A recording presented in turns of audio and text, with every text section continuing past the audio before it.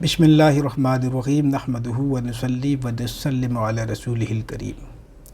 آج کی اس نشست میں ہم سورہ مزمل شریف کے خواص جو سلطان المشائخ حضرت خواجہ نظام الدین اولیاء رحمۃ اللہ تعالی علیہ نے ارشاد فرمائے ہیں اس کا تذکرہ کریں گے۔ اس سے آپ کو یہ اندازہ ہوگا کہ سورہ مزمل شریف کی کیا اہمیت ہے اور یہ کتنی بڑی صورت ہے اور اس کے خواص بے حد و بے شمار ہیں، اور اس تعلق سے یعنی اس کے خواص کے تعلق سے جو حضرت خواجہ نظام الدین اولیاء رحمۃ اللہ تعالی علیہ کے ارشادات ہیں وہ کافی اور بس ہیں، اور ہم جو کچھ بھی پھر اس کے آگے خواص لکھتے جائیں گے وہ انہی کے ارشادات کا جیسے ایک چربہ ہوگا۔ تو یہ ہم نے الوفاق کی قسط نمبر 2 میں بھی یہ تحریر شائع کی ہے۔ خواجہ نظام الدین اولیاء پھر اس کے بارے میں لکھتے ہیں کہ جو شخص فرماتے ہیں، ارشاد فرماتے ہیں کہ جو شخص سورہ مزمل کو پڑھے گا اور اپنے پاس لکھ کر کے رکھے گا اس پر مصیبت نازل نہ ہوگی،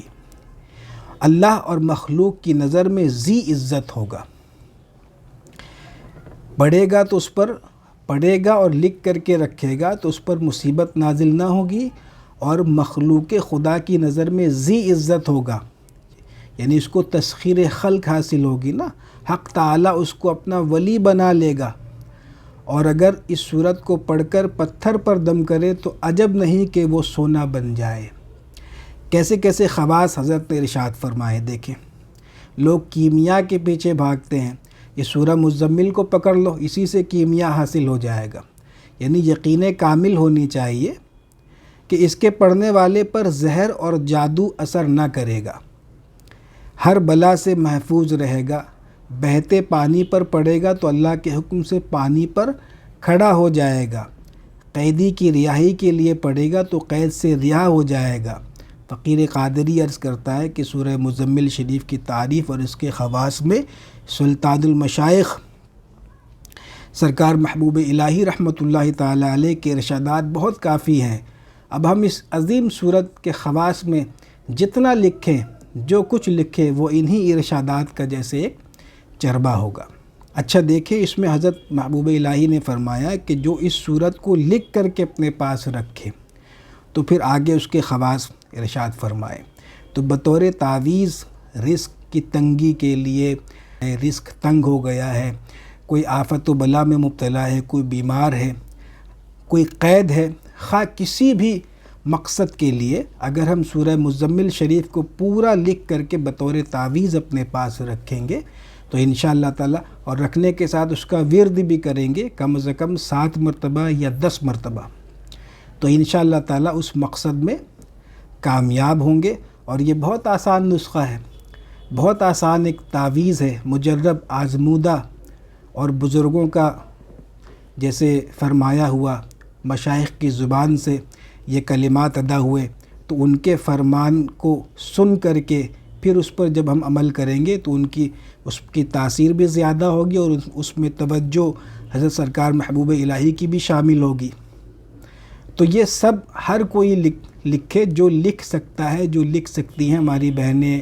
مائیں، ہمارے بھائی جو ضرورت مند ہیں، وہ سورہ مزمل شریف کو اس طریقے سے بطور تعویذ بھی لکھ کر کے اپنے گلوں میں ڈالیں یا بچوں کے گلے میں ڈالیں یا جیب میں رکھیں۔ بچیاں جن کا رشتہ نہیں آتا ہے وہ بھی اس طریقے سے لکھ کر کے اپنے گلے میں ڈالیں، اس کا ورد کریں 10 مرتبہ، انشاءاللہ تعالی اچھا رشتہ ملے گا۔ غرض کے ہر مقصد کے لیے اس کو اس طریقے سے، لیکن یہ